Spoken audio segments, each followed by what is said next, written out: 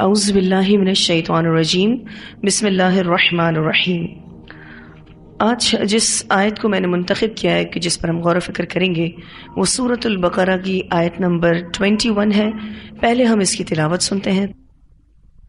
اعوذ باللہ من الشیطان الرجیم، بسم اللہ الرحمن الرحیم۔ یا ایھا الناس اعبدوا ربکم الذی خلقکم والذین من قبلکم لعلکم تتقون۔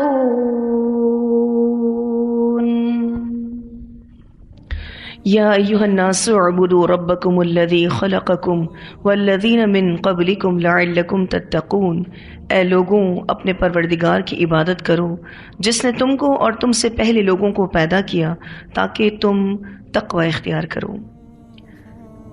قرآن میں سورہ کی ترتیب کے اعتبار سے یہ پہلا حکم ہے کہ اے لوگوں، عبادت کرو اپنے پروردگار کی۔ اللہ تعالیٰ یہاں حکم دے رہے ہیں کہ تمہیں ایسا کرنا ہے، اور یہ حکم تمام انسانیت کو ہے۔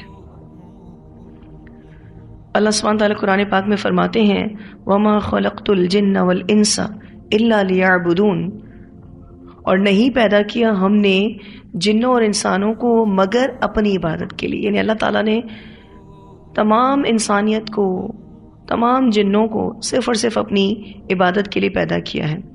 اللہ نے اس دنیا میں پیغمبر اور کتابیں بھیجیں تاکہ لوگ یہ جان سکیں کہ اللہ رب العزت کی عبادت کیسے کرنی ہے، اس کی فرمانبرداری کیسے کرنی ہے۔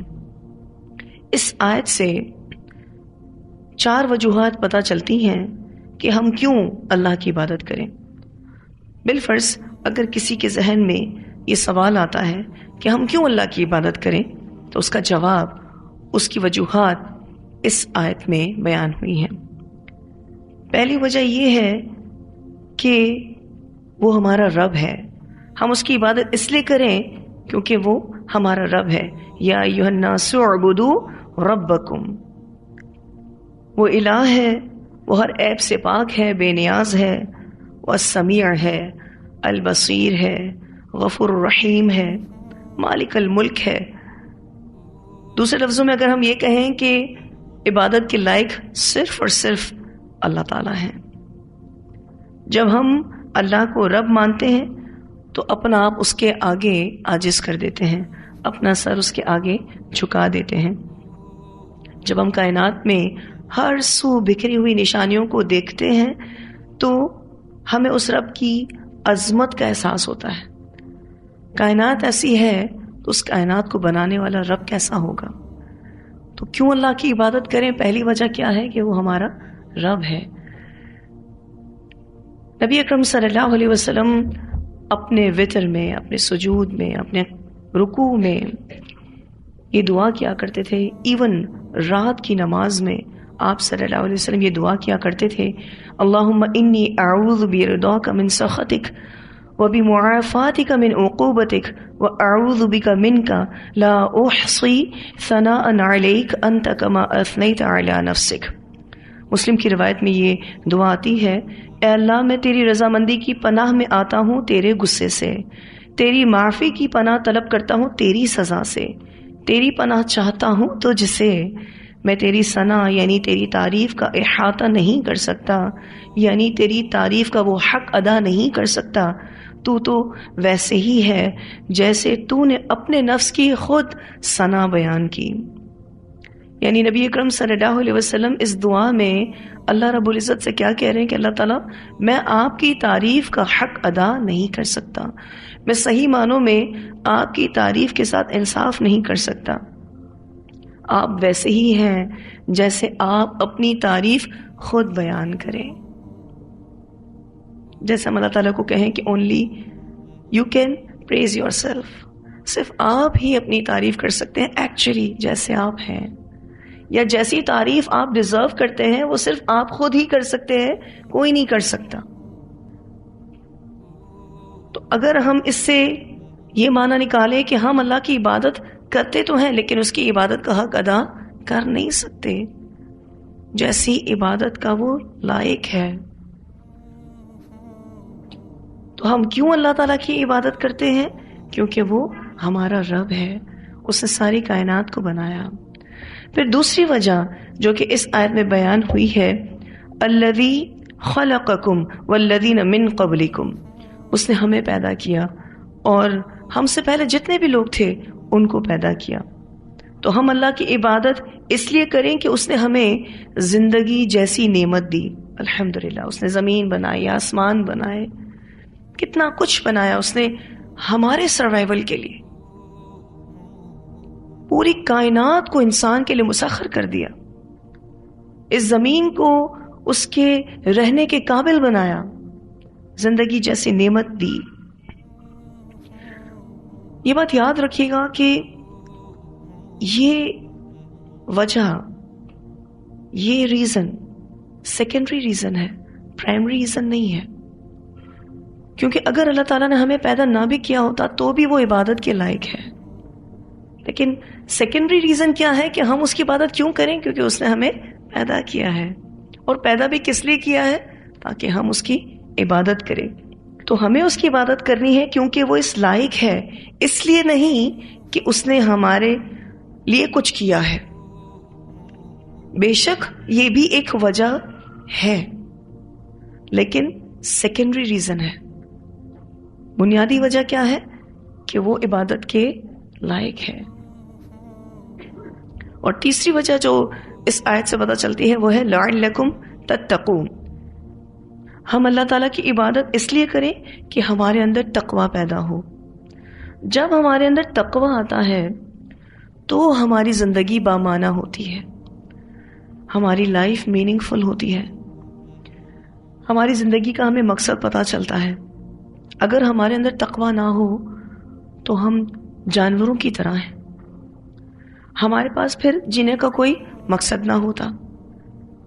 تقوی سے اللہ تعالیٰ ہمیں مضبوطی نصیب کرتا ہے، تقوی سے امن و امان، تہذیب اور تمدن سب نصیب ہوتا ہے، زندگیاں سنورتی ہیں، اچھے برے کی تمیز نصیب ہوتی ہے. لیکن یہ تقوی ملے گا کیسے؟ جب ہم اپنے رب کی عبادت کریں گے. تو ہم کیوں اللہ کی عبادت کریں؟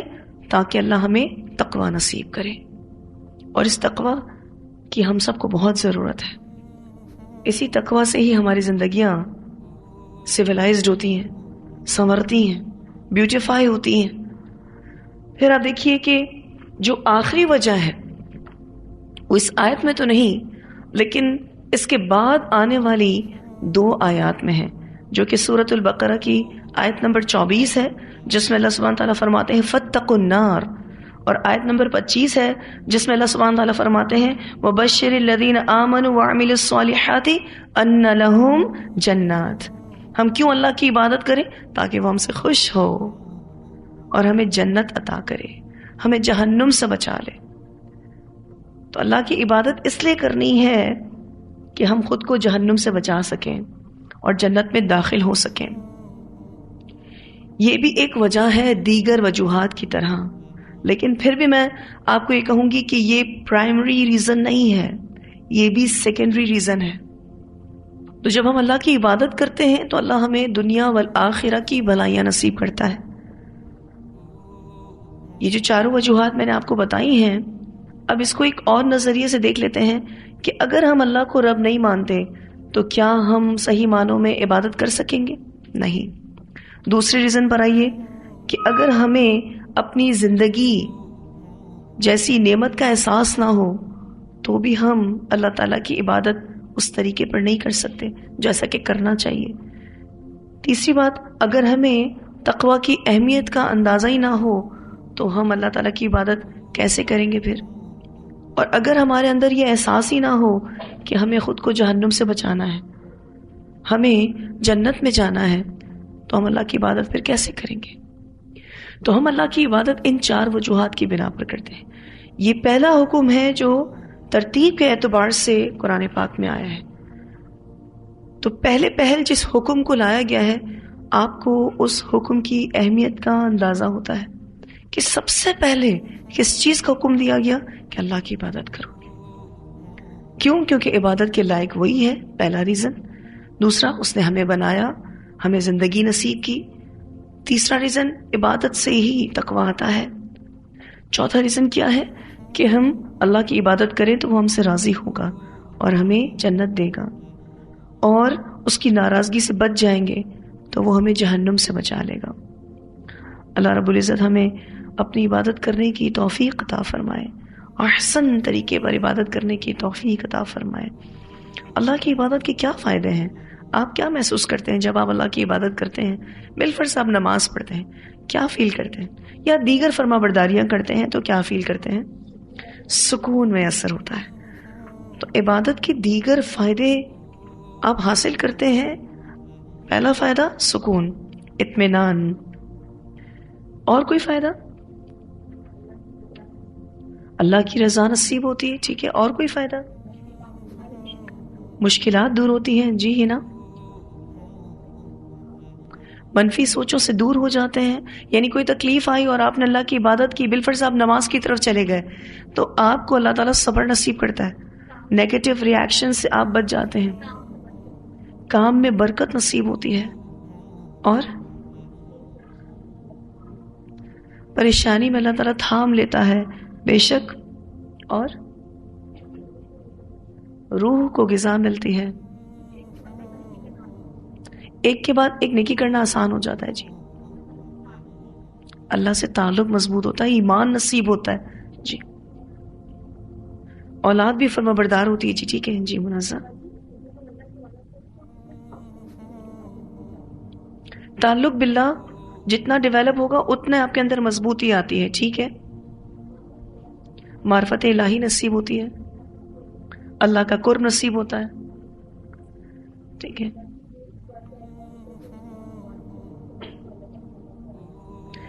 ٹھیک ہے. اس بات کا احساس ہوتا ہے کہ اگر ہم اللہ کی عبادت کریں گے تو اللہ ہمارے لیے جنت کا راستہ آسان کریں گے. جی، مزید نیکیوں کا شوق پیدا ہوتا ہے. جی، جیسے بھی حالات ہوں صبر اور شکر آتا ہے. بالکل، جب ہم اللہ کے آگے جھکتے ہیں تو دیگر جتنے بھی معبودان ہیں ان سے پھر ہم بچ جاتے ہیں، ہم شرک سے بچ جاتے ہیں، ہم توحید پر آ جاتے ہیں. جی،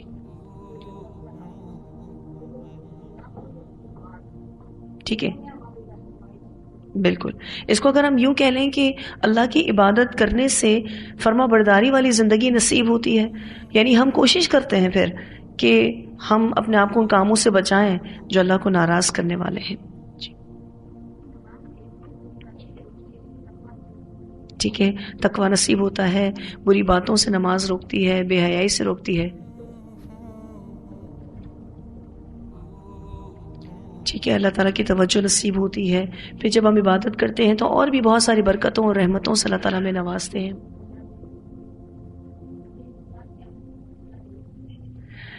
ٹھیک ہے، عبادت کے دوران ہمیں یہ بھی محسوس ہوتا ہے کہ اللہ ہمیں دیکھ رہا ہے. یہ بھی ایک بہت بڑا احساس ہے. الحمدللہ.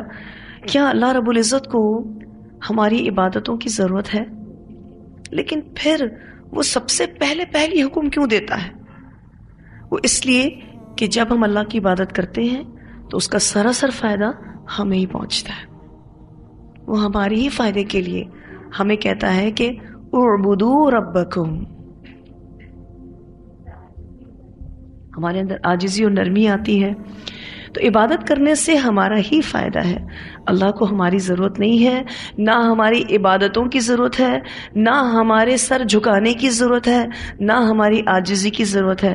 وہ تو رب العالمین ہے، وہ تو بے نیاز ہے. تو اللہ سبحانہ تعالیٰ کی عبادت کرنی ہے بہت اچھے سے اور دل کی خوشی کے ساتھ. اللہ تعالیٰ ہم سب کو اپنی عبادت کی حلاوت نصیب کرے. آمین.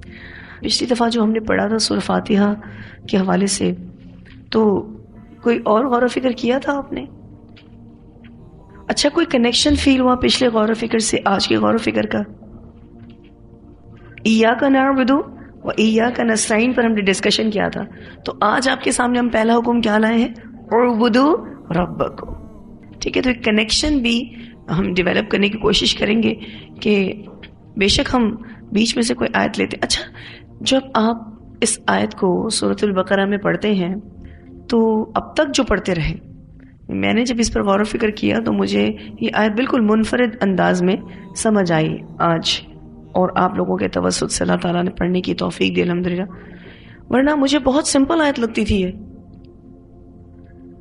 اتنی سمپل لگتی تھی تجوید کے اعتبار سے بھی، ترجمے کے اعتبار سے بھی، اور جو ہم ریگولر تفسیر کرتے ہیں نا اس ریگولر تفسیر کے اعتبار سے بھی اتنی سمپل آیت مجھے لگتی تھی. مجھے لگتا تھا یا ایھا الناس اعبدوا ربکم الذی خلقکم والذین من قبلکم لعلکم تتقون.